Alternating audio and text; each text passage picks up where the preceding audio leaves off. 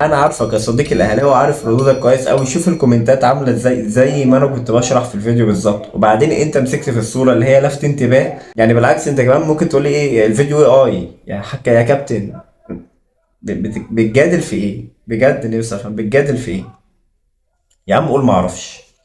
قول الحكم غلط ما حسبهاش، قول الحكم اتضغط عليه فعلا من الاهلي فما حسبهاش، لان الاهلي بيعمل كده يعني عادي. ده مش اول مره النادي الاهلي يعمله.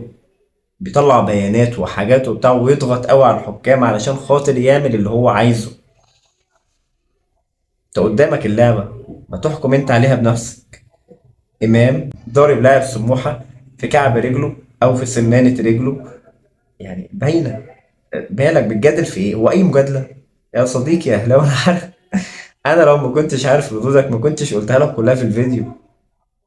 انا عارف انك انت هتبرر وخلاص، انت بتبرر ليه تبرير.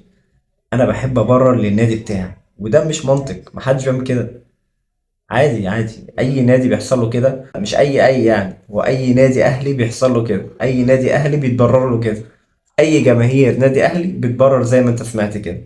وطبعا لازم يلوموا على اللي بيسمع، ولازم يقول لك طب ما انا كان ليا وانت مش عارف ايه. هو ده النادي الاهلي، ودي جماهير النادي الاهلي، وانا بحبهم وحياة كتاب الله لاني اصحابي واخواتي وحبايبي.